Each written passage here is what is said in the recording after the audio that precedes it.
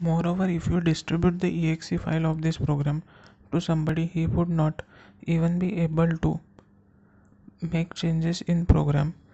Hence, it is a good practice to create a program that is general enough to work for any set of values.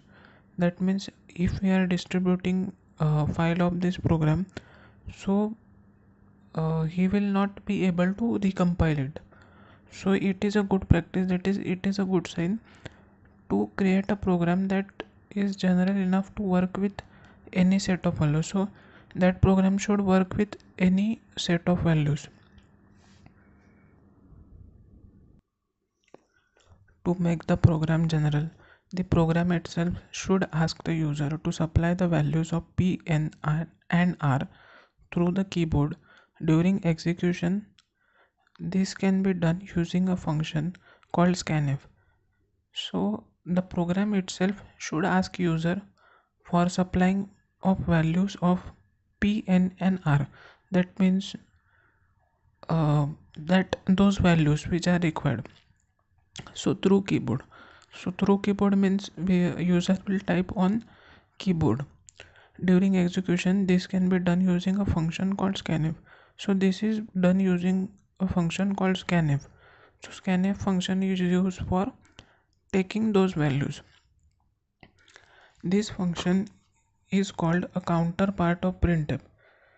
That means it is opposite of printf. So counterpart. That means it is opposite of printf.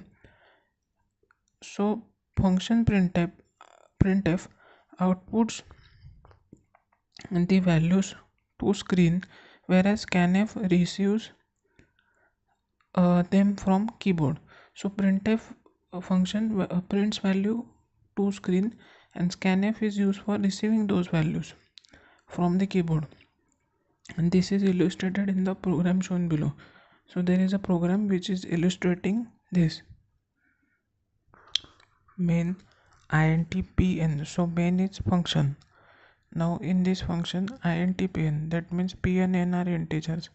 Now float r comma si. So r and si are float. That means they have a decimal point.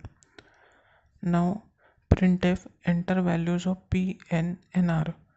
So we are here entering values of p, n, and r.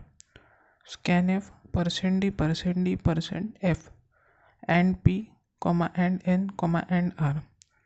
So here %d and %d are for integer values and %f is for float values. Now si is equal to p star n star r divided by 100.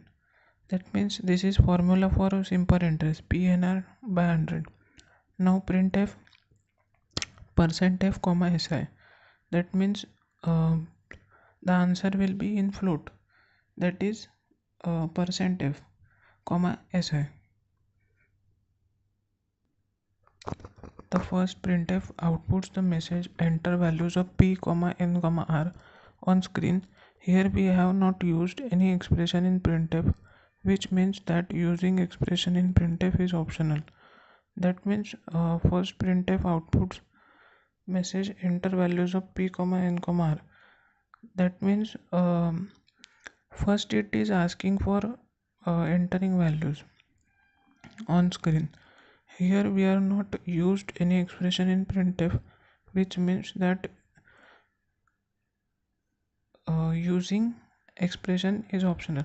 So printf is for only explaining that you have to enter those values of p, n, and r.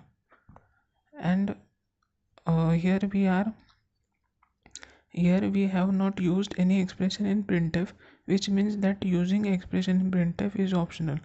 That means here we are not using any equation or any mathematical calculation in printf.